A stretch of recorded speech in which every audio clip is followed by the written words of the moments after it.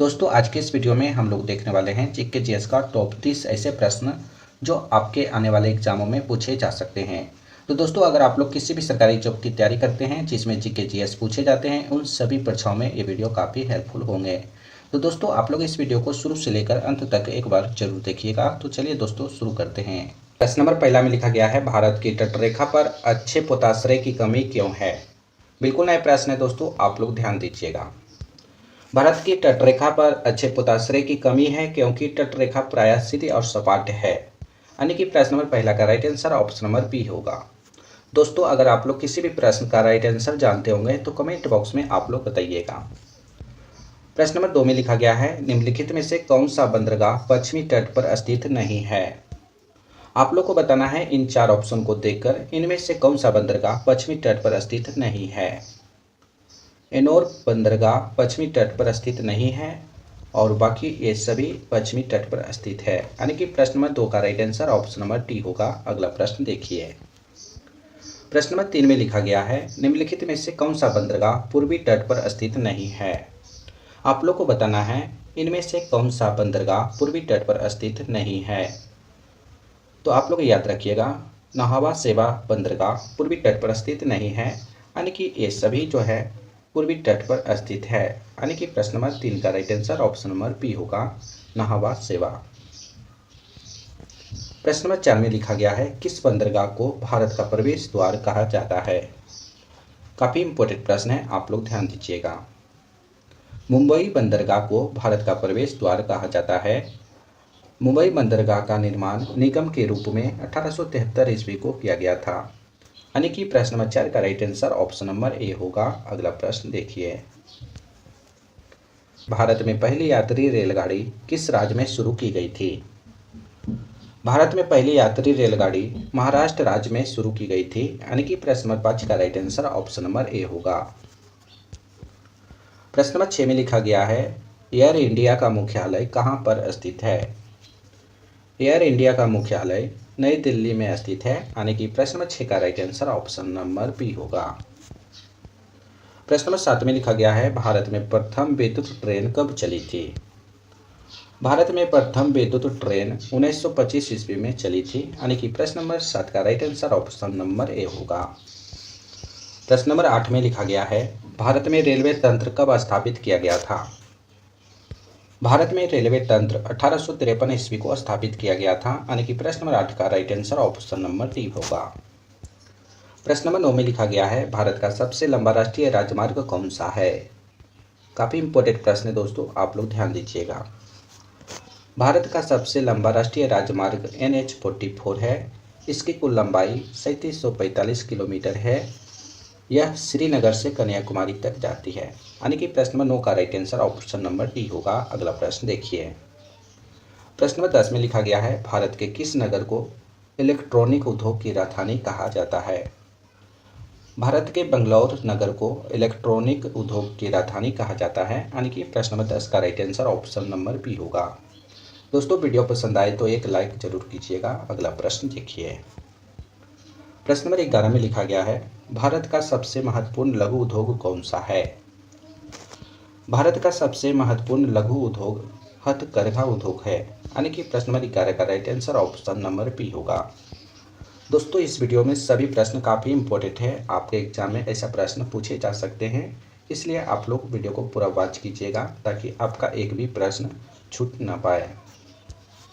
प्रश्न नंबर 12 में लिखा गया है, बरौनी तेल शोधक कारखाने की स्थापना किस देश के सहयोग से की गई है।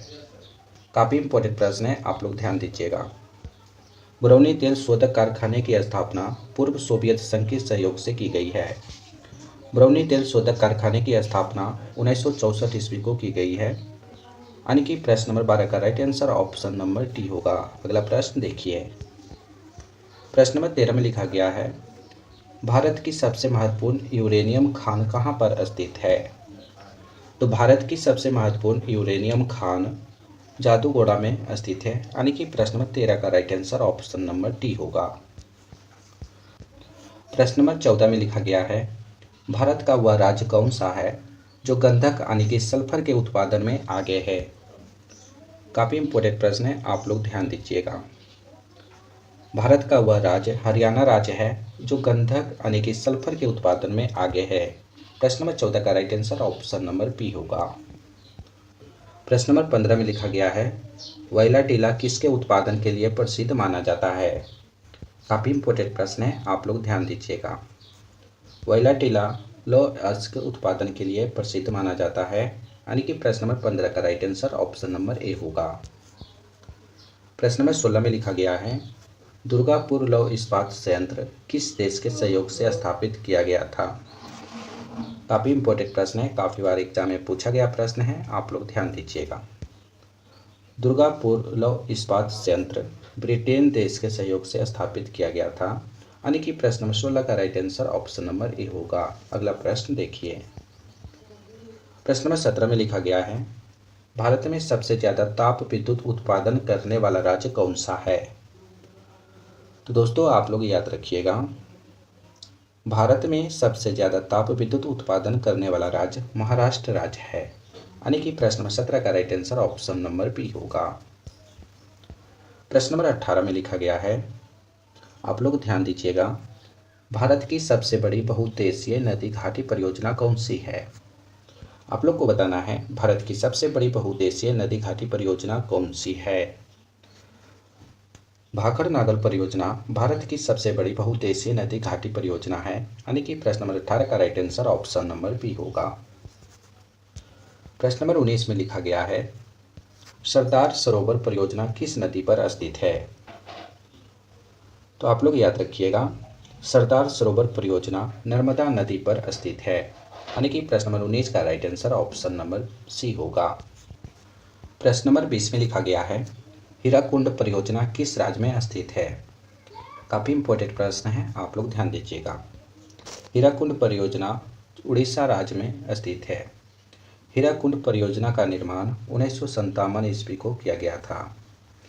हीराकुंड परियोजना की कुल लंबाई 25.8 किलोमीटर है, यानी कि प्रश्न नंबर 20 का right answer option number C होगा। आप लोग इन सभी को याद रखिएगा। प्रश्न नंबर 21 में लिखा गया है गंगा एवं ब्रह्मपुत्र नदी की संयुक्त जलधारा को किस नाम से जाना जाता है। गंगा एवं ब्रह्मपुत्र नदी की संयुक्त जलधारा को मेघना के नाम से जाना जाता है, यानी कि प्रश्न नंबर 21 का right answer option number C होगा। दोस्तों आप लोग इस वीडियो को अपने दोस्तों के पास भी शेयर कीजिएगा, व्हाट्सएप, फेसबुक, इंस्टाग्राम इत्यादि पर। प्रश्न नंबर 22 में लिखा गया है सुंदरबन का डेल्टा कौन सी नदी बनाती है। काफ़ी बार एग्जाम में पूछा गया प्रश्न है, आप लोग ध्यान दीजिएगा। सुंदरबन का डेल्टा गंगा नदी और ब्रह्मपुत्र नदी यानी कि दोनों नदियां मिलकर बनाती है। प्रश्न नंबर 22 का right answer option number C होगा। अगला प्रश्न देखिए। प्रश्न नंबर 23 में लिखा गया है किस देश को प्यासी भूमि का देश कहा जाता है। ऑस्ट्रेलिया देश को प्यासी भूमि का देश कहा जाता है, यानी कि प्रश्न नंबर 23 का right answer option number D होगा। प्रश्न नंबर 24 में लिखा गया है मरकत द्वीप के नाम से किस देश को जाना जाता है। मरकत द्वीप के नाम से आयरलैंड देश को जाना जाता है, यानी कि प्रश्न नंबर 24 का right answer option number B होगा। प्रश्न नंबर 25 में लिखा गया है विश्व का कौन सा देश पवन चक्कियों की भूमि कहलाता है। ये सभी प्रश्न काफ़ी इंपॉर्टेंट है दोस्तों, आप लोग सभी प्रश्नों को याद रखिएगा। विश्व का नीदरलैंड देश पवन चक्कियों का भूमि कहलाता है, यानी कि प्रश्न नंबर 25 का right answer option number B होगा। अगला प्रश्न देखिएगा। प्रश्न नंबर 26 में लिखा गया है श्रीलंका को पहले किस नाम से जाना जाता था। श्रीलंका को पहले सिलोन के नाम से जाना जाता था, यानी कि 1972 ईस्वी तक इसे सिलोन के नाम से जाना जाता था। प्रश्न नंबर 26 का right answer option number B होगा। प्रश्न नंबर 27 में लिखा गया है इंडोनेशिया की राजधानी जकार्ता का प्राचीन नाम क्या था। काफ़ी इंपॉर्टेंट प्रश्न है, आप लोग ध्यान दीजिएगा। इंडोनेशिया की राजधानी जकार्ता का प्राचीन नाम बटाविया था, यानी कि प्रश्न नंबर 27 का right answer option number A होगा। अगला प्रश्न देखिए। प्रश्न नंबर 28 में लिखा गया है किस जनजाति के लोग दूध को ताज़ा ना पीकर उसे खट्टा करके पीते हैं। काफ़ी इंपॉर्टेंट प्रश्न है दोस्तों, आप लोग एक लाइक कर दीजिएगा।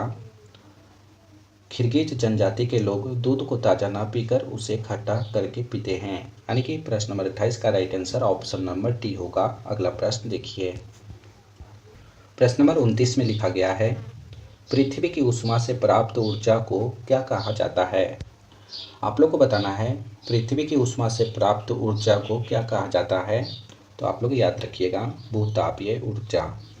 यानी कि पृथ्वी की ऊष्मा से प्राप्त ऊर्जा को भूतापीय ऊर्जा कहा जाता है। यानी कि प्रश्न नंबर 29 का right answer option number B होगा। प्रश्न नंबर 30 में लिखा गया है, विद्युत उत्पादन के लिए भूतापीय ऊर्जा का प्रयोग सबसे पहले किस देश ने किया था। काफ़ी इंपॉर्टेंट प्रश्न है दोस्तों, आप लोग ध्यान दीजिएगा।